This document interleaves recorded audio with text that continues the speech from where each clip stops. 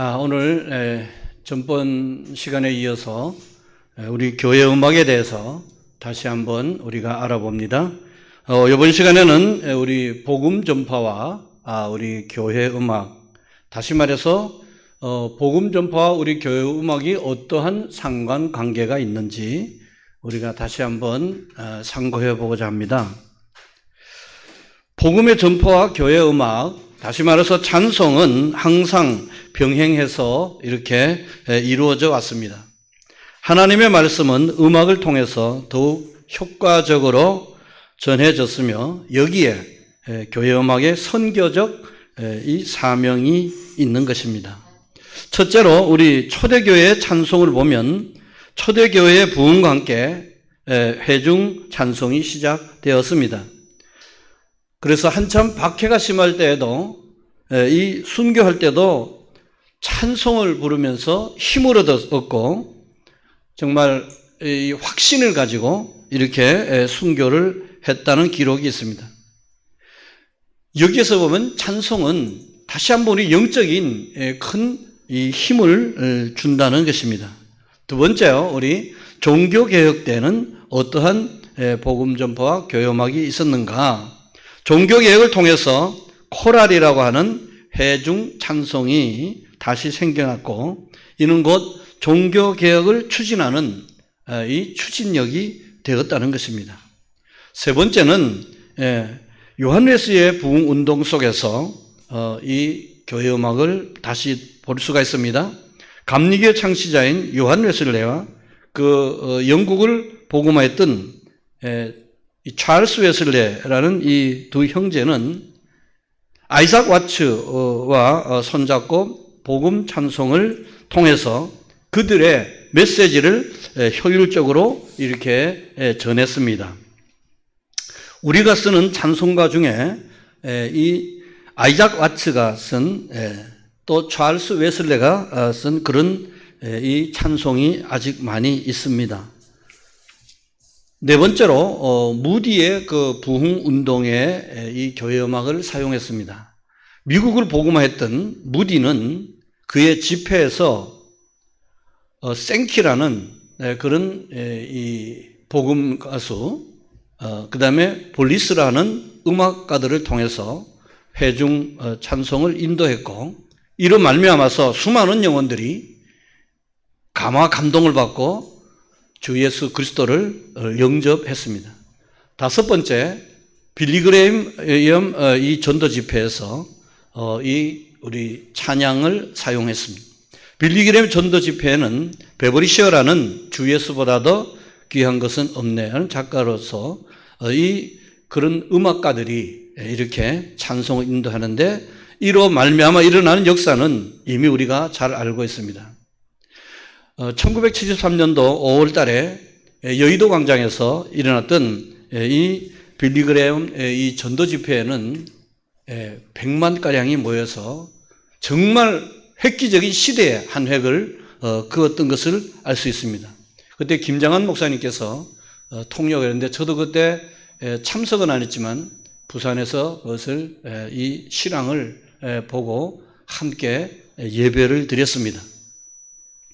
놀라운 은혜가 넘치고 거기서 정말 이 주의 복음이 전해지는 곳곳마다 거기에 못지않게 우리 찬양이 또 복음송이 또 이 복음의 이 가수들이 또 이 음악가들이 많은 활약을 해서 더 효과적으로 감동을 주면서 이렇게 복음 증거를 했습니다.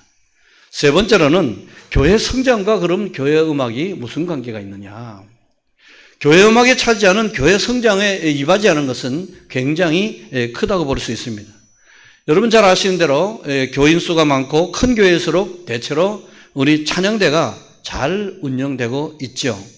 또 거기에 비해서 작은 교회는 또 일반적으로 그렇지 못함을 이렇게 볼 수 있습니다. 역으로 생각하면 찬양대가 잘 되고 또 잘 못됨에 따라서 교회 성장의 여부에 지대한 영향을 미친다고 볼 수 있습니다. 특히 도시교회 성도들은 영적으로 많은 문제점을 지니고 있고 이는 하나님의 말씀으로 고쳐야 하는데 기계 문명과 도시 문명의 정서가 메마른 이들은 아름다운 이 찬양으로 정서를 순화시키며 감동시킨 뒤에 하나님의 말씀을 전하는 방법은 도시교회가 성장할 수 있는 최소한의 또 그런 방법도 될 것입니다. 다음은 우리 예배와 찬송가에 대해서 한번 또 이 말씀을 나누고자 합니다. 첫 번째 우리 찬송가의 정의라는 것은 뭐냐? 찬송가란 하나님을 찬미하고 하나님께 감사하고 또는 간구하는 바를 아래는 노래이며 통상적으로 합창을 많이 들 수 있습니다. 때문에 그것은 경건한 종교적 정서를 소박하면서 또한 노래하기 쉬운 언어로서 표현되어야 할 것입니다. 다시 말해서 찬송가는 부르기 어려운 거라든지 곡이 까다롭다든지 또 아주 높은 음을 올려야 된다든지 이런 것을 많이 지향하고 대중적으로 우리 찬송은 쉽게 부를 수 있는 그런 찬송가로 지금 되어 있습니다. 두 번째로 우리 찬송가의 역사를 그러면 한번 보자. 언제 뚝딱 생긴 것이 아닙니다. 찬송가의 역사는 통상 16세기의 종교개혁 때부터 말하게 되는데 그것은 루터에 의한 코랄, 칼빈에 의한 시편가 등에 의해서 시작되었고 18세기의 영어 찬송가에 의해서 꽃을 피웠다고 볼 수가 있습니다. 물론 그리스도의 교회는 그 당초부터 예배와 생활에 있어서 하나님을 찬미하였고 노래하였습니다. 그러나 현재 우리가 찬송가라고 할 때 그것들은 대부분 16세기의 종교개혁 이후의 것이거나 또는 그 시대 사이에 번역 등에 의해서 재구성된 것이 거의 전부이기 때문입니다. 세 번째, 우리 찬송가에 대한 그럼 신학적 재검토가 있어야 된다는 것입니다. 세계 공통적인 표현은 감격의 눈물일 것입니다. 특히 주님의 십자가의 놀라운 사랑에 대하여 눈물을 흘리는 마음은 널리 공통된 것입니다. 그러나 한국 개신교 신자들은 체험적 신앙 간증이 없는 주관적이고 감상적인 찬송가, 이른바 소위 복음성가만을 너무 좋아한다는 것이 문제입니다. 노래와 신앙의 특질은 깊은 관계가 있는 것이고 신앙이 개혁되지 않으면 찬양 또한 올바르게 드려지지 못한다는 것입니다. 왜냐하면 찬송의 길을 바르게 할 때 신앙도 또한 바르고 건강하기 때문입니다. 결국 찬송가의 신학적 재검토는 개인에게 부과된 문제가 아니라 한국 교회의 과제입니다. 그러나 우리들이 꼭 염두에 두어야 할 사실은 바하의 경우같이 솔리데오 글로리아, 즉 오직 하나님의 영광을 위하여서라는 기도의 말을 마음에 깊이 새겨두자는 것이고 바울의 말을 빌자면 덕을 세우기 위하여라는 뜻이 됩니다. 다시 말해서 오직 우리가 찬양하는 목적과 또 찬양은 오직 하나님의 영광을 위하여서 우리가 부르고 또 찬양을 생각해야 된다는 것입니다. 과연 우리가 지나간 세월 속에서 우리가 정말 하나님의 영광을 위해서 우리가 찬양했느냐? 아니면 내 기능을 자랑하려고 이렇게 뽐내려고 했던 것이 아니었던가? 또 그 찬송 부르는 시간이니까 그냥 무의미하게 불러졌던 찬양이 아닌가 다시 한번 돌아봐야 됩니다. 제가 전번에 한번 강의 시간에 한번 이런 이야기를 말씀을 드린 것이 있습니다. 우리가 평생 한 60년 동안 우리가 예배를 드리면서 일생을 보낸다고 그럴 때 과연 하나님 앞에 우리가 60년 동안 예배 속에서 드려지는 찬양이 시간이 과연 얼마나 되느냐? 한 달이 안 된다는 것입니다. 그러면 우리가 예배 시간에 드려지는 그 찬양 한 곡 한 곡, 우리가 예배 전에 부르는 또 이 마음을 또 이렇게 정돈하고 심령을 다시 새롭게 하면서 우리가 불러지는 예배 전 찬양이 있습니다. 준비 찬송이라는데 준비 찬송이라는 것은 없습니다. 네. 그래서 그때 한 곡 한 곡 불러지는 그런 찬양은 정말 내 마음속에 깊이 새겨지는 그런 찬양이어야 되고, 또한 그 찬양을 통해서 과연 내 심령이 하나님께 드려지는 이 찬양이 하나님께서 과연 받으실 만한 것을 한가를 우리가 다시 한번 생각을 해야 될 것입니다. 평생 예배 시간에 드려지는 찬양이 한 달밖에 안 된다는 건데 여러분 어떻게 생각하십니까? 한 곡 한 곡 정말로 각인되어지는 그런 찬양이 돼야 되지 않겠냐는 것입니다. 네 번째로 우리가 많이 부르고 우리가 많이 외치고 있는 할렐루야라는 이 말씀은 구약 성경에서의 우리 할렐루야, 신약 성경에서의 할렐루야를 한번 나눠 할 필요가 있습니다. 구약 성경에서 찬양을 뜻하는 것으로서 가장 많이 쓰여지는 말은 할랄입니다. 할랄. 물론 이것은 히브리 말을 영어식의 발음으로 표기한 것입니다. 영어에서는 찬양, 프레이즈 이라고 번역되어진 히브리어 중에는 여러 가지 말이 있는데 우리는 찬양을 뜻하는 원어가 오직 하나밖에 없는 줄로 알고 있습니다. 사실은 그러한 낱말이 50개가 넘습니다. 할렐루야라는 이 멋진 말은 이 세상의 중요 언어들의 언어 장벽을 초월합니다.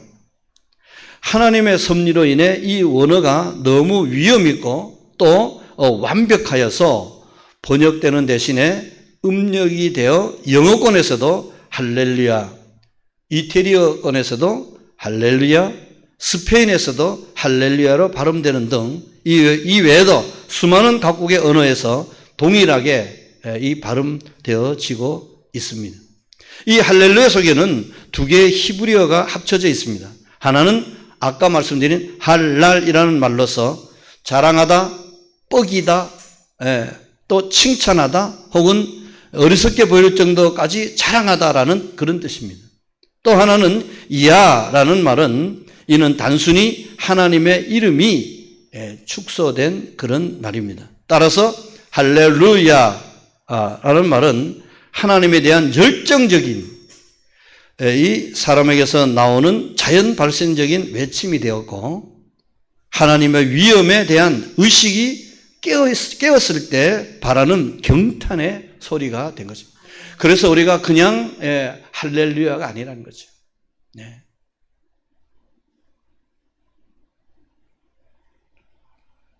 할렐루야를 파생시킨 할랄이라는 말은 구약 성경에서 99번 정도 나타나는 단어입니다. 또 할렐루야라는 말은 단지 시편 104편과 150편 사이에서만 24번 사용되었습니다. 특히 이 할렐루야는 극도의 열정과 그런 기백 그리고 환희에 대한 특별한 경우를 위해서만 그 사용이 국한되었습니다. 그냥 막 불러지는 게 아니라는 거죠. 대단히 참 엄격하고 정말 이 할렐루야 여기는 우리의 신앙의 고백이 담겨져 있는 거기 때문에 그냥 막 불러지는 것이 아니라는 거죠. 우리는 평상시에 어떤 일이 있으면 할렐루야를 많이 합니다. 그러나 그것도 좋아요. 그러나 정말 그 의미를 깊이 생각한다면 그냥 막 불러지는 그게 아니라는 거예요. 정말 참 심령 속에서 영혼 깊은 곳에서 우러나오는 그런 할렐루야가 된다는 것이죠. 특히 이 할렐루야는 극도의 열정과 기백 그리고 환희에 대한 특별한 경우를 사용해서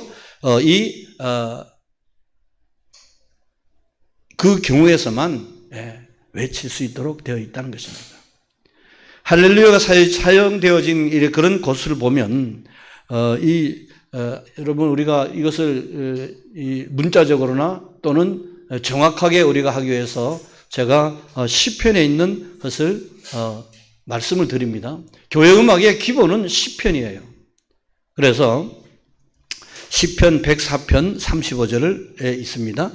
시편 105편 45절에 있습니다. 106편 1절하가 48절에 있습니다. 111편 1절에 있습니다. 112편 1절에 있습니다. 113편 1절과 9절에 있습니다. 115편 18절에 있습니다. 116편 19절에 있습니다. 117편 2절에 있습니다. 135편 1절, 3절, 21절에 있습니다. 146편 1절과 10절에 있습니다. 147편 1절과 20절에 있습니다. 148편 1절과 14절, 149편 1절과 9절, 150편 6절. 이들을 다시 자세히 살펴보면 두 개의 시편이 할렐루야로 시작됩니다. 111편과 112편에 있습니다. 다섯 개의 시편이 할렐루야로 끝납니다. 104편, 105편, 115편, 116편, 117편. 그 다음 8개의 시편이 할렐루야로 시작되고 할렐루야로 끝맺습니다. 106편, 113편, 135편, 146편에서 150편. 오직 한 개의 시편만이 그 안에 할렐루야를 포함합니다. 135편 3절 말씀에 이렇게 우리가 자세하게 우리가 한번 알아볼 필요가 있다. 이제 할렐루야는 하나님의 목적과 섭리를 나타낸다는 것입니다. 할렐루야 시편들 속에서 하나님의 목적에 대한 여러 가지 언급이 있습니다. 이들 시편 속에는 하나님은 어떤 목적으로부터 시작하여 한 목적을 향해서 그리고 분명한 목적을 가지고 일하시는 분으로 나타나 있습니다. 첫째는 뭡니까? 하나님의 목적과 섭리가 할렐루야 속에 담겨 있는데 이게 첫째는 뭡니까? 창조의 목적입니다. 창조의 목적. 시편 104편에 보면 그는 자신을 빛으로 감싸시고 하늘을 장막같이 펼치시는 모습으로 그려져 있습니다. 2절에 있습니다. 그는 물에 자기 누각에 들보를 얹으시며 구름으로 자기 수레를 삼으시고 바람 날개를 타고 다니신다. 3절 말씀입니다. 그는 바람으로 자기 사자를 삼으신다. 4절. 그가 땅의 기초를 세우시며 영원히 요동치 않는다. 5절을 말씀하십니다. 시편 104편의 나머지 부분은 물과 풀, 짐승과 새들, 달과 해, 그리고 바다의 생물들과 땅과 산들을 주관하시는 하나님을 보여주고 있습니다. 그것을 설명하는 도중에 시편 기자는 여호와여 주의 하신 일이 어찌 그리 많은지요. 주께서 지혜로 저희를 다 지으셨으니 주의 부여가 땅에 가득하니이다 라고 24절에서 외쳤습니다. 시편 105편과 106편은 하나님께서 그의 백성의 삶에서 여러 요소들에 대한 자신의 주관권을 사용하신 방법에 대해 언급하고 내용을 담고 있습니다. 그는 기근을 불러 그 땅에 내렸다. 애굽에 대한 심판은 하나님께서 자신의 방대한 창조권 내의 여러 요소에 대한 주관권을 나타내었습니다. 그는 어둠을 내려보냈다. 시편 105편 28절에 있습니다. 또한 물을 피로 변화시켰고 그가 말씀하며 파리떼와 이가 몰려왔다고 105편 29절 30절에 말씀하고 있습니다. 그는 비를 우박으로 바꾸기도 했고 메뚜기로 하여금 온 땅을 황폐케 하도록 했다. 105편 32절에서 34절. 그는 낮에 이스라엘 백성들을 가려줄 구름과 밤에는 그들을 안위할 불기둥으로 보내주셨다. 105편 39절. 그는 백성들이 요구했을 때 메추라기를 주셨고 매일 만나를 공급해 주셨습니다. 105편 40절 말씀. 홍해의 물은 하나님의 백성들이 지나갈 수 있도록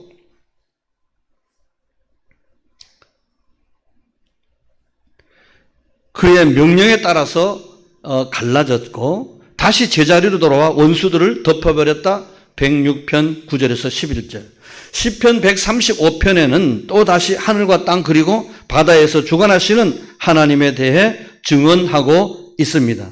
6절에서 7절이 있습니다. 또한 시편 147편에서 우리는 구름으로 덮으시며 땅을 위하여 비를 예비하시며 산에 풀이 자라게 하시는 하나님을 볼 수 있다. 8절에서 말씀하고 있습니다. 그는 땅에 눈을 내리시고 서리를 재같이 뿌리시며 우박을 돌덩이같이 내리시고 말씀을 보내사 그것을 녹이시며 바람을 불러 일으키신다. 15절에서 18절까지 말씀입니다. 시편 148편은 그야말로 창조물에 대한 출석 점검이라고 합니다. 모든 것들이 하나님을 찬양하도록 명령받고 있습니다. 적어도 22가지의 동물 혹은 인물 그리고 다른 피조물들이 하나님을 찬양하도록 권유받고 있습니다. 즉 천사, 천군, 해, 달, 별, 제일 높은 하늘 위에 있는 물들, 바다의 생물을 또 깊은 바다, 번개, 우박, 눈, 구름, 광풍, 산, 언덕, 과목, 백향목, 짐승, 가축, 기는 것, 나는 것 등 이 모든 것들이 하나님을 찬양하도록 명을 받은 것입니다. 이 모든 내용이 두 개의 할렐루야 사이에 끼어 있는 것입니다. 시편 148편의 나머지 부분은 땅 위에 사람들에게 하나님을 찬양하라고 명하는 내용입니다. 온 우주와 그 안에 있는 모든 것들이 하나님께 화답하고 그의 손짓 하나에도 응답한다는 사실이 할렐루야에 대한 이유가 되는 것입니다.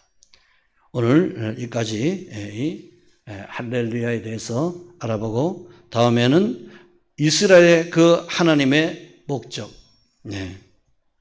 아까는 창조의 목적이고 할렐루야에 이 스며져 있는 이 창조의 목적이고 그 다음에 다음 시간에는 이스라엘에 대한 하나님의 목적. 이스라엘은 택한 백성입니다. 그래서 거기에 대한 목적.